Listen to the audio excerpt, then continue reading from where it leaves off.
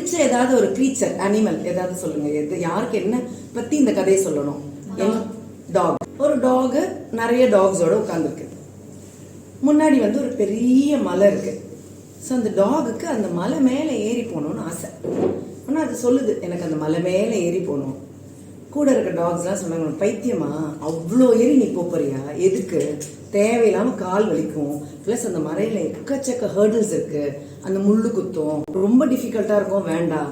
ஒருத்தர் சொல்றாங்க அந்த வழியில வந்து வேற டேஞ்சரஸ் அனிமல்ஸ் இருக்கு, நீ வந்து ஆஃப்டர் ஆல் ஒரு சிட்டியில மனுஷனோட பழகுற ஒரு டாக், உன்னால அந்த காட்டுல இருக்கிற அனிமல்ஸ் எல்லாம் ஹேண்டில் பண்ண முடியுமா? கண்டிப்பா முடியாது. அப்ப அதே தான் ஒன்று அட்டாக் பண்ண என்ன பண்ணுவேன், இப்படி அதுவும் சொல்றாங்க. இப்படி எக்கச்சக்க ப்ராப்ளம்ஸ் அந்த ஒரு மலை ஏறுறதுக்கு. அப்படி சொல்லிட்டாங்க. சொல்லிட்டு எல்லாம் மற்ற டாக்ஸ் எல்லாம் சைலண்டா என்னோ பண்ணி தொலைட்டோம் அப்படின்ட்டு எல்லா டிசாஸ்டர்ஸும் சொல்லி எல்லா நெகட்டிவிட்டியும் சொல்லி எல்லாம் பேசாம உட்காந்துருக்கு. இந்த டாக் மலை ஏற ஆரம்பிச்சிருச்சு. ஏறி ஏறி ஏறி ஏறி ஏறி அழகா உச்சிக்கு போயிடுச்சு. டாப்ல போய் நின்று அது காத்து வாங்குது, அது வால் ஆட்டுது, அது டான்ஸ் ஆடுது, கீழே இருக்கிற டாக்ஸை பார்க்குது, அதுக்கு என்ன பண்றதுன்னே தெரியல. உடனே எல்லா டாக்ஸும் பார்த்துட்டு இருக்கு அந்த டாகை. இது அந்த கீழே இருந்து அவங்கள பார்த்து ஹாய்ன்னு சொல்லுது. சரி, இதுல இருந்து என்ன தெரியுது? What is the moral of the story? வந்து நாங்க ஆசைப்படுறோம், உங்க இடத்துக்கு நாங்க வரணும், உங்களை மாதிரி கத்துக்கணும் அப்படின்னு சொல்லிட்டு நாங்க ஆசைப்படுறோம். எங்களை தடுக்கிறதுக்கு நிறைய பேர் இருக்காங்க. அதையும் மீறி நாங்க வந்து கத்துக்கிறோம். உயர்ந்த இடத்துக்கு நாங்க போகணும் அப்படின்ற எண்ணத்தோட நாங்க வந்திருக்கிறோம். நாங்க தான் டாக். கதைக்குள்ள இருக்கிற ஒரு கரு என்ன தெரியுமா? இந்த மலை ஏறிச்சுல டாக், அது செவிடாம்.